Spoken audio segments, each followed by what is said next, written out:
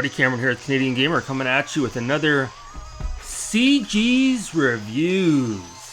This isn't quite a review, it's just sort of an off-the-cuff impressions video on the House of the Dead remake, which came out in 2022.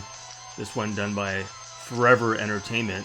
I know, you hear that name and it's like, oh god. The game was released on April 7th, 2022 to be exact, on the PS4, the Xbox One, with a PC version being released shortly thereafter, I believe on Steam as well. So I just wanted to sort of get this video out there because I was completely wrong to judge this book by its cover and cast judgment on this game before even playing it.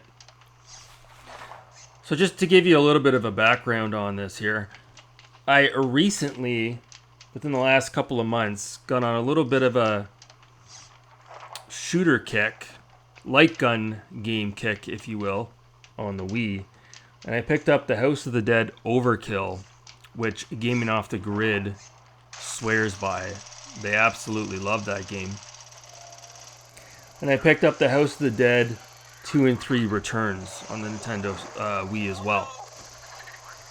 Now, 2 and 3 Return, I've had a little bit of gameplay on those. Haven't really gotten far into it. To be honest with you, those are, in my opinion, again, I haven't played them enough to really say much, but quite a bit more challenging than House of the Dead Overkill, which is, it's fairly easy. You can get through it even if you're a beginner.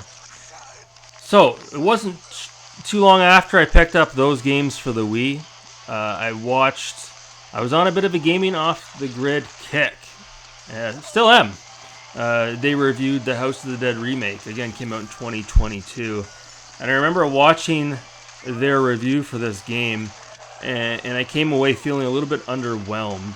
And the reason for that is because, not that playing House of the Dead or any light gun game on the Wii is really considered a true light gun game, because you're not really, you would need to use a CRT, right, for it to be a proper light gun experience. But on the Wii, it's the closest you're ever going to get. Whereas on the Switch, and we've seen this a few times now, where games from the Wii were ported to the Switch, and Nintendo tried to make use, or the developers tried to make use of the gyro controls and the Joy-Cons, and it doesn't quite give off the same effect as when you're playing it on a Wii, right? And so when you're playing the House of the Dead remake, just imagine trying to use the Joy-Cons as a Wii remote, moonlighting as a light gun game. It just doesn't. When you watch a review on YouTube of that, you're thinking, that's not really what I'm looking for, right? So I went into Walmart yesterday, and I've never seen this game out in the wild. I'm not saying it's rare. As a matter of fact, I looked it up online, and it looks like you can get it online fairly cheap on Amazon. And not only that, this game is available right now through the Nintendo eStore. It's like $7 Canadian, so it's dirt cheap. I went into Walmart, and this was in the bargain glass case, if you will. Yeah, we don't have bargain bins anymore. Bargain glass cases. It was $29.99. It was dirt cheap. And, survival horror games are all the rage right now. Red hot. I couldn't help myself. I had to pick it up. Here we have a survival horror game, a series that I love, House of the Dead. I've heard mixed things on this remake.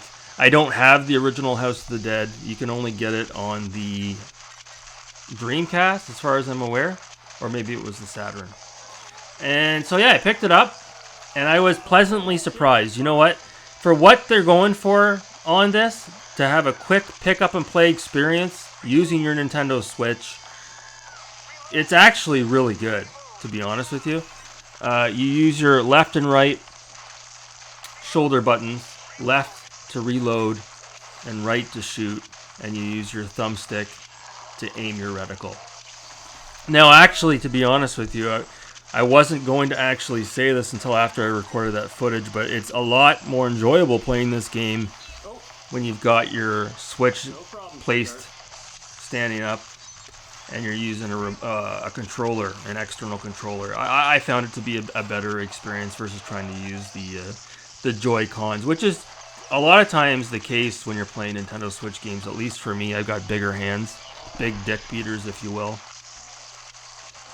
Now, I wanted to mention this because I don't recall Gaming Off the Grid mentioning this. Maybe they did. I'd have to go back and watch the review. But one thing I will say is I had to change the default color of the reticle, which is red, when you play the game. You can change the color. I had to put it on yellow, and then at one point I switched it over to bright green because I find it is hard to see the reticle on screen, the small switch screen. Maybe it's just my bad eyes, and I would constantly lose track of the reticle. The other thing too, now Gaming Off the Grid did mention this, but this is a serious flaw of the game. But the font size in this game when you go into the options menu is so microscopic. Even when I put my reading glasses on, I can't barely see the text. I don't know why they chose to do that. That baffles me. You basically need a magnifying glass to see the text in the options menu. Thankfully, you don't really need to go in there very, very often. So like I said, I went in there to brighten up the color of the reticle, and I did tinker with the sensitivity settings of the reticle to get it just right, because by default, I found it to be a little bit too sluggish. But if you turn up the sensitivity too far, especially when you're using the Joy-Con, you're going to lose control of your reticle too quickly. So I just sort of turned it up just a couple of hairs, and I found that to be just right. The last thing I wanted to mention here as well, and I do not believe Gaming Off the Grid talked about this in their video, is you actually get a performance mode and a quality mode in this game. Now, one is 60 FPS and one runs at 30 FPS. At first, I played it in performance mode because that's the kind of guy I am. I always play my games in performance mode. But you want to know something?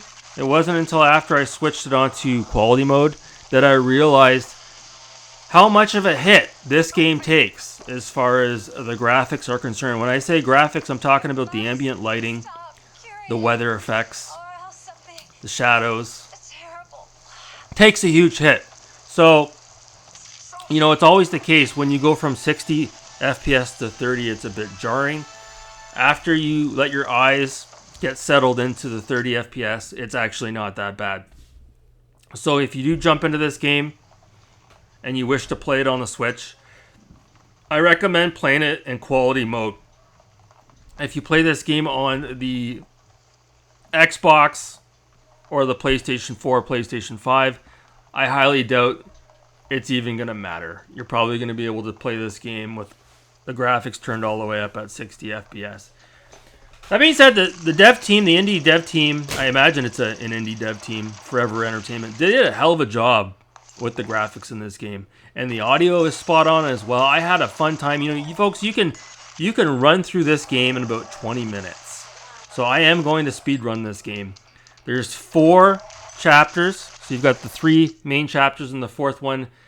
Not a full-size chapter, but you've got the end boss that you've got to battle. And then after that, the credits roll. There are 2 modes. There's the standard classic mode and there's a horde mode. As far as I'm aware, I could be wrong. I felt like there was unlimited continues in the classic mode. But when you play the horde mode where more enemies come at you at once, I was not able to get all the way through that. But I actually found the horde mode to be more entertaining. And maybe it's just me, but I found the level design to be just a little bit different. But that could be because I selected a different character. There's 2 different characters you can select at the beginning, and which one you choose, there's a slight difference as far as the story mode is concerned, if you want to call it that. But yeah, House of the Dead for the Nintendo Switch, Xbox One, PS4, and for Steam. It was a pleasant surprise. Like I said, no, you're not getting the light gun experience, but for what they're going for here, for you to be able to just pick up and play this on your Switch on the go, you'd be surprised. Using the thumbstick, it's actually not that bad. It's a lot of fun. This is a great game if you're in the dental office and you've got time to kill. This is a great game to play around Halloween. And you know what? As much as I love light gun games and playing these games on my Wii, when you're playing this type of game on your Switch, you don't exactly want to take your Joy-Cons off and start pointing it at the screen. It's a little bit too much. It is. You want this to be sort of a compact, bite-sized experience, and that's basically what this is. So I do feel that the developers did this game a good service. I think Sega lost the original source code to the House of the Dead, and that's why we're not able to get a re-release of the original game. Don't quote me on that, but I believe that's the case. But yeah, that's it. I just wanted to get that out there. I wasn't expecting to buy any more games. Good Lord. But I bought this yesterday and I was able to breeze through it twice. And I had so much fun playing it, I wanted to give my take on it. So anyways, guys, that is going to do it for this review. Back with something a little bit later. Thanks so much for watching, guys. Have a good night.